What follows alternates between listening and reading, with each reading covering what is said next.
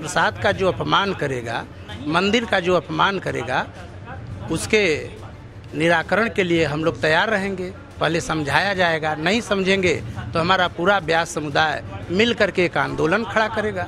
उपाय ये होगा कि जैसे कि आप वक्फ बोर्ड बनाए हैं, वैसे सनातन बोर्ड बनाएं, अथवा वक्फ बोर्ड जैसी सत्ता को आप बिल्कुल निर्मूल कर दें, वाइड एबिनिशियो कर दें, आप बिल्कुल स्वरूप से कर दें। मैं थोड़ा सा लॉ का पॉइंट बोल रहा हूँ आपसे।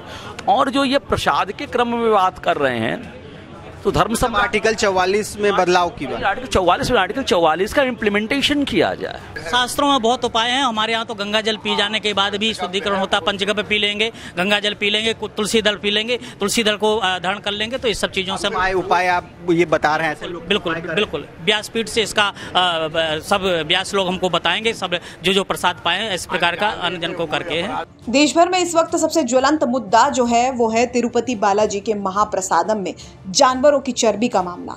अब ये मामला इतना तूल पकड़ता जा रहा है कि सियासत के बाद धार्मिक मोर्चे पर भी बवाल मच रहा है और अब संत समाज भी इस मुद्दे पर अपनी बात रख रहा है।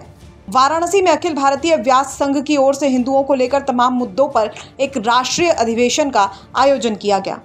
अधिवेशन में न केवल उत्तर प्रदेश बल्कि देश के अन्य प्रदेशों से भी दर्जनों की संख्या में पहुंचे व्यास समाज के कथावाचकों ने अपनी राय शुमारी की। इस अधिवेशन में तमाम मुद्दों पर अपनी बात रखते हुए सब कथावाचकों ने एक सुर में कहा कि तिरुपति बालाजी के प्रसाद से अशुद्ध हो चुके लोगों की इसलिए गलती नहीं है क्योंकि उन्होंने अनजाने में ऐसा किया है और शुद्धता और प्रायश्चित के लिए या तो गंगाजल या फिर पंचगव्य का प्रयोग करने से पवित्रता को वापस पाया जा सकता है। चाहे विवाद तिरुपति बालाजी के प्रसाद का हो, वक्फ बोर्ड का, चाहे धर्म परिवर्तन का, या फिर हिंदू देवी देवताओं पर टिप्पणी का, इन्हीं जैसे गंभीर विषयों को लेकर वाराणसी में आज एक बड़ा अधिवेशन, राष्ट्रीय अधिवेशन अखिल भारतीय व्यास संघ की तरफ से आयोजित किया गया है और इन्हीं तमाम ज्वलंत मुद्दों पर इस संघ के जो पदाधिकारी हैं वो अपना विचार व्यक्त कर रहे हैं। हमारे साथ व्यास संघ के उपाध्यक्ष जी भी मौजूद हैं।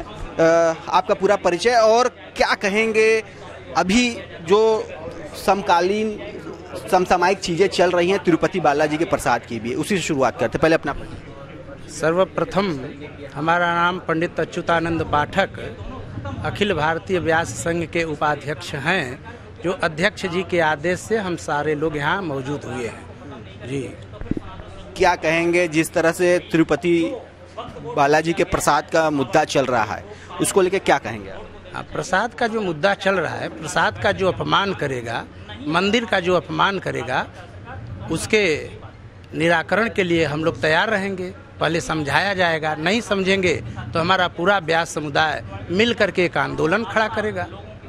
चाहे जैसे भी हो, प्रसाद का और मंदिर का सम्मान करना है। एक बड़ा इसमें सवाल ये खड़ा हो रहा है कि जिस तरह से सरकार फेल हो रही है मंदिरों के संचालन को लेकर, मठों के संचालन को लेकर, तो क्या एक बार पुनः सरकार के हाथ से लेके इसको निजी हाथों में सौंपने की जरूरत है? नहीं, सरकार का एक अलग मुद्दा है, वो राजनीति है, वो जो कर रहे हैं लोग करेंगे, लेकिन हम सारे व्यासों को, सारे संत मिल करके मंदिर के विषय में जो निर्णय लेना होगा हम लोग बढ़िया लेंगे। सरकार जो कर रही है, सरकार हमारी मदद करेगी, अच्छी बात है। अगर सरकार नहीं मदद करती है तो हमारा सारा संत समुदाय, सारा व्यास समुदाय मिल करके उसका निराकरण करेगा। व्यास समुदाय जी, अगर सरकार हमारी मदद कर रही है अच्छी बात है, नहीं मदद कर रही है तो हम सारे लोग मिल करके उसका रक्षा करेंगे। रक्षा करने का यहाँ संकल्प लिया जा रहा है। जो भी मुद्दे चल रहे हैं, खास तौर से जो अभी मुद्दा तिरुपति बालाजी के प्रसाद का हो, उसको लेकर खासी नाराजगी है संतों में, महात्माओं में, व्यासों में। क्या कहेंगे? अभी तुरंत का जो मुद्दा है, हिंदू आस्था के साथ बहुत बड़े खिलवाड़ की बात कही जा रही है। क्या वाकई में हिंदू आस्था को इससे ठेस पहुंच रही है तिरुपति बालाजी के प्रसाद का जो मुद्दा? पहले अपना नाम। जय श्री राम। ये तो बिल्कुल आपने जो कहा सही बात है। सनातन धर्म के साथ जो खिलवाड़ हो रहा है, जो किया जा रहा है, यह बहुत अच्छी बात नहीं है। इससे भविष्य में और वर्तमान दोनों की स्थिति बहुत प्रतिकूल दिख रही है और जो भी सनातन से आस्था रखते हैं उनके साथ छेड़छाड़ करना अच्छी बात नहीं है। वर्तमान स्थिति में तत्काल वहाँ की सरकार को और केंद्र सरकार को इस मैटर के विषय में समझ करके और कोई विशेष रूप से निर्णय लेने की आवश्यकता है। विशेष रूप से निर्णय लेने की आवश्यकता आ गई है। अब ये वक्त ऐसा हो गया है कि कोई बड़ा निर्णय लिया जाए। जी, अपना परिचय दीजिए। गंगा सागर पांडे, आजमगढ़। क्या कहेंगे कि चाहे वक्फ बोर्ड का मैटर हो, चाहे हिंदू धर्मांतरण का, और अब तिरुपति बालाजी के प्रसाद का मुद्दा, क्या कहेंगे? लगातार चोट पे चोट होते चला जा रहा है।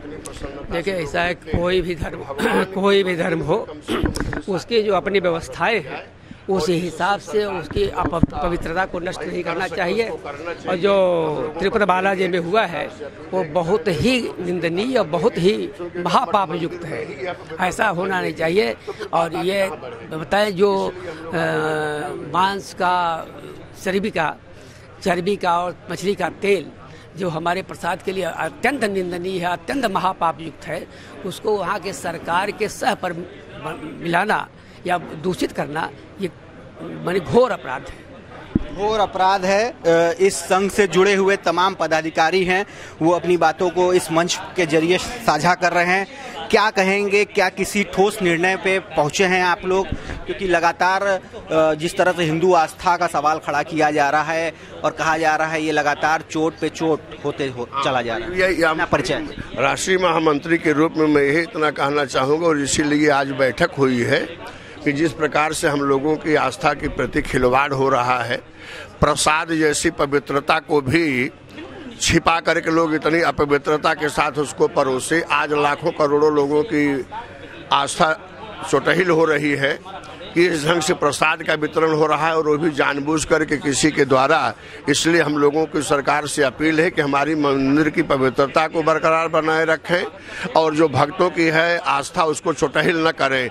इसके लिए अगर होगा तो हम लोग जितना कुछ कर सकते हैं, कठिन से कठिन संघर्ष इसके खिलाफ करेंगे। संघर्ष का अब ये क्षण आ गया है। जिस तरह से व्यास संघ अब ये बातों को रख रहा है, कह रहा है। हमारे साथ यहाँ पर जो महिला व्यास हैं वो भी मौजूद हैं, उनसे जानते हैं। जो युवा व्यास हैं उनसे समझते हैं कि वो क्या सोचते हैं, वो क्या जानते हैं। इनसे बात करते हैं। जी, क्या कहेंगी जिस तरह से अभी चाहे मामला तिरुपति बालाजी के प्रसाद का हो, वक्फ बोर्ड का हो, धर्म परिवर्तन का हो, जो यहाँ के अभी के विषय हैं, क्या कहेंगी? सबसे बड़ा मुद्दा क्या है? अपना परिचय। हमारे पास चिदम्बरा भारती जी, वाराणसी। हमारा कहने मतलब जो भी काम हो वो अपना धर्म पूर्वक हो। वहाँ के जो पुजारी हैं, जो वहाँ कार्यकर्ता काम करते थे, कहीं ना कहीं उनकी भी गलती होगी। प्रसाद आ रहा है, देख रहे हो, तो कम से कम उसको सर्चिंग तो लेनी चाहिए, कैसा आ रहा है, खा के देखते, चेक करते। अभी तक इतना सब कुछ मिलता रहा, किसी को पता ही नहीं लगा। तो जो वहाँ कार्यकर्ता काम करते हैं, जो वहाँ उनकी ड्यूटी है, उनको भी देखना चाहिए कैसा आ रहा है। और हमारा तो हम लोग इतने नियम संयम से रह रहे हो, प्रसाद सब खाते हैं, सबका ही धर्म नष्ट होता जाएगा।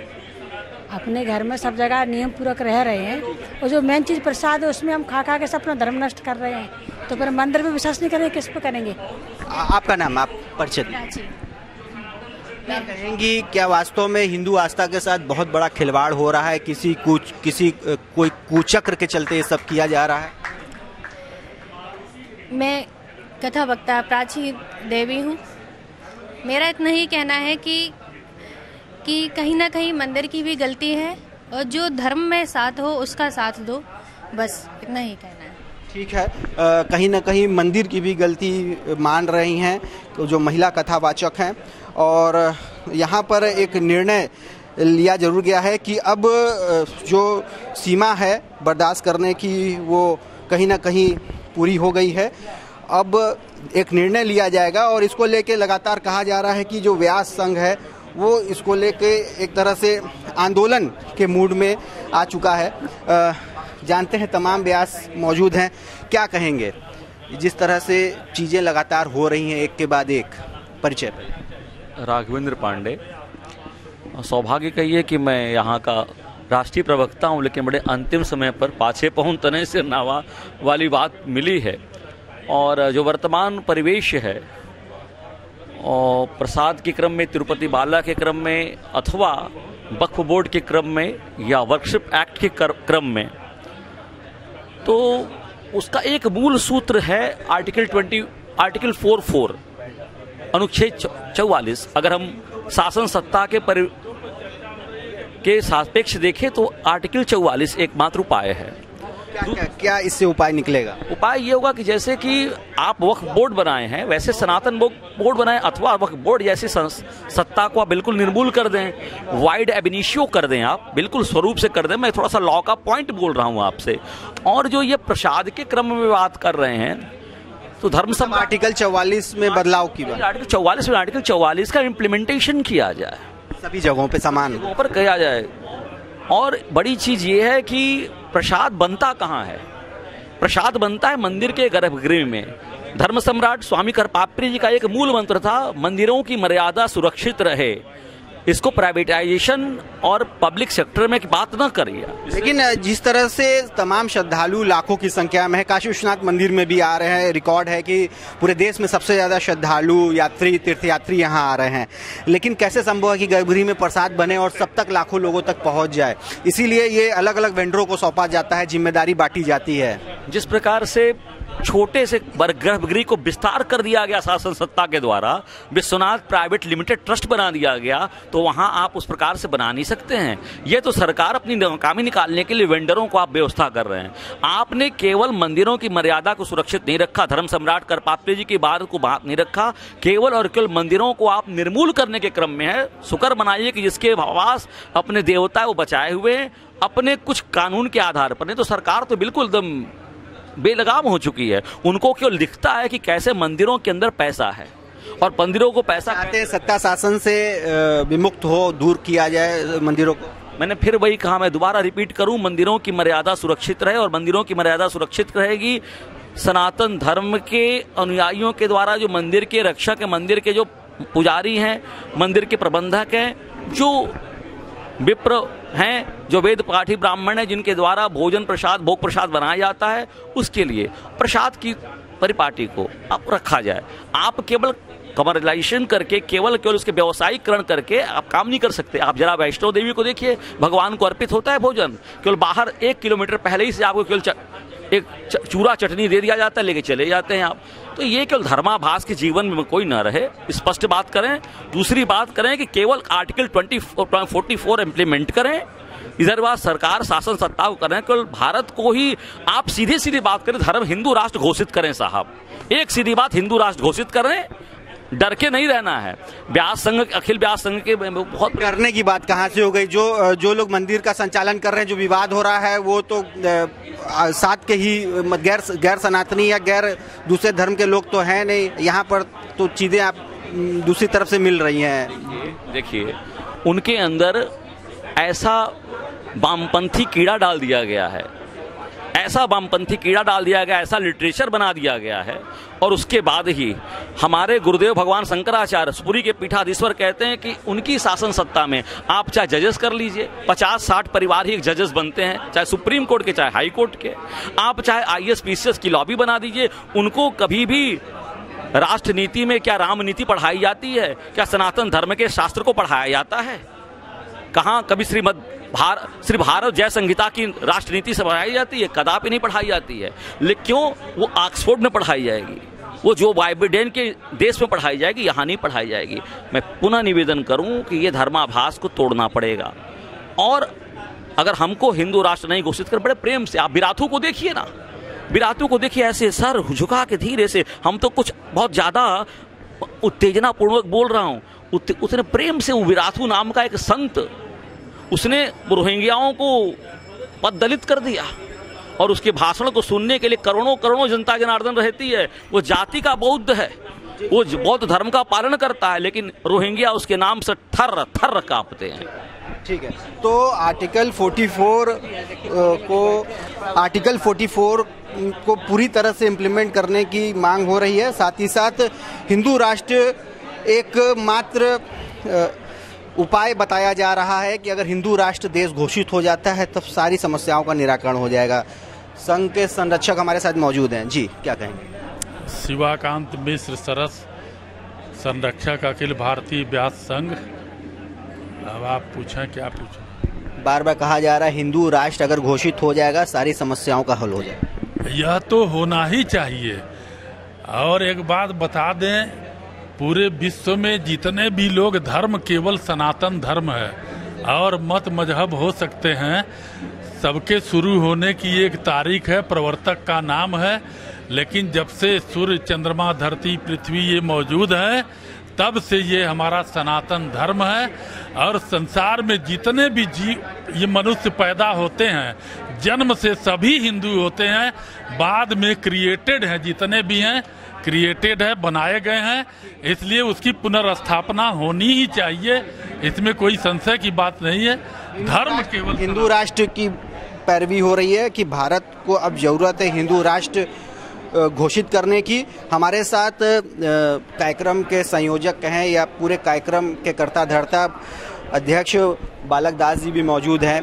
क्या कहेंगे जिस तरह से चीज़ें अभी घटित हुई हैं, शुद्धता पवित्रता की बातें हो रही हैं, तो क्या इस दौरान अयोध्या में भी प्रसाद गया, तमाम लोगों ने प्रसाद का सेवन किया, चखा, तो उनकी शुद्धता कैसे फिर वापस आएगी? देखिए, सनातन धर्म के लिए साथ बहुत बड़ा खिलवाड़ हुआ है और हमारे धर्म को खंडित करने की चेष्टा को चक्र चेष्टा की गई है। इस पर व्यास संघ आज बैठा हुआ है, चर्चा कर रहा है, बहुत बिंदुओं पर चर्चा करेगा। जिस प्रकार से विधर्मियों को मठ मंदिरों में बैठा करके और ईसाईयत कर्म करने के साथ साथ ऐसी घटना घटी है, अगर कोई सनातन धर्मावलंबी वहाँ पर बैठा होता, संत ब्राह्मण बैठा होता, तो ऐसी घटना नहीं घटी होती। तो इस पर जो सरकारी आधिपत्य हैं उनको हटाने की बात करेंगे और वक्फ बोर्ड को हटाने की बात करेंगे, पर्सब एक्ट को हटाने की बात करेंगे, कृतवाशेष और ज्ञानवापी को भी संतों को और सनातन धर्म को देने की बात करेंगे। इन सारियों बिंदुओं पर चर्चा होगी। वक्फ बोर्ड अगर नहीं हटाया जाता है तो इसके लिए सनातन धर्म बोर्ड बनेगा और वही पावर होना चाहिए जो पावर वक्फ बोर्ड को दिया गया। इन सारी चीजों को लेकर आज व्यास संघ बैठा है और ये व्यास संघ जो आप सामने देख रहे हैं, ये भारत देश की हस्तियां हैं। इनके माध्यम से लोगों को ज्ञान प्राप्त होता है, इनके माध्यम से शिक्षा प्राप्त होती है और जिनके माध्यम से आज हमारा सनातन धर्म बचा हुआ है। जिस प्रकार से लोगों को जगाने का काम हम, क्योंकि आपको एक सभा करने के लिए आपको जुटाना पड़ेगा, एक पूरा मंच बनाना पड़ेगा। हम व्यास लोगों को बना बनाया मंच मिलता है, छोटा व्यास होता है उसके पास भी 500 की संख्या होती है। तो ऐसी स्थिति पर हम पूरे सनातन धर्म को जगाने का काम करेंगे और जगा करके अपने सनातन धर्म की रक्षा करेंगे। एक सवाल यह है कि जिन लोगों ने ऐसे प्रसाद का सेवन किया, क्या उनके शुद्धिकरण की बातें हो रही हैं? क्या कोई इस तरह का उपाय भी आप लोग निकालेंगे ताकि वो? शास्त्रों में बहुत उपाय हैं। हमारे यहाँ तो गंगा जल पी जाने के बाद भी शुद्धिकरण होता है। पंचगव्य पी लेंगे, गंगा जल पी लेंगे, तुलसी दल पी लेंगे, तुलसी दल को धारण कर लेंगे, तो इस सब चीजों से उपाय आप ये बता रहे हैं? बिल्कुल व्यासपीठ से इसका सब व्यास लोग हमको बताएंगे, सब जो प्रसाद पाए इस प्रकार का अन्य जन को करके है। परिमार्जन है, अनजाने में हुए अपराध का परिमार्जन है, प्रायश्चित है, पंचगव्य है, गंगा जल है। जो भूल चूक से हो गया उसका है, जिस हमने तो जानबूझ के किया नहीं, हमारे साथ धोखा किया गया, तो उसके लिए तो राहत न प्रभु उचित चूक किए कि करत सुरत सैबार हिए की। जिसको माफ करना है वो जानता है मेरे हृदय की पवित्रता। हमने तो जानबूझ के अपवित्रता फैलाया नहीं। हाँ, इसलिए वो पवित्रता वाली बात तो, लेकिन पुनः अपवित्रता ना फैलाई जाए, जानबूझ करके ऐसा ना हो। लेकिन अनजाने में जो हो गया उसका प्रायश्चित नहीं, ऐसा नहीं है। तो हमारे साथ यहाँ पर व्यास संघ इस निर्णय पर पहुँचा है कि जो लोग तिरुपति बालाजी के प्रसाद का सेवन किए हैं, अपवित्र हो गए हैं, वो गंगा जल का सेवन करें, पंचगव्य का सेवन करें, क्योंकि अनजाने में की हुई गलती का इस तरह से प्रायश्चित किया जा सकता है। और साथ ही साथ ये भी मांग उठी है कि जिस तरह से वक्फ बोर्ड है उसी तरह से सनातन बोर्ड का भी निर्माण होना चाहिए। रोशन जायसवाल, वाराणसी, यूपी तक।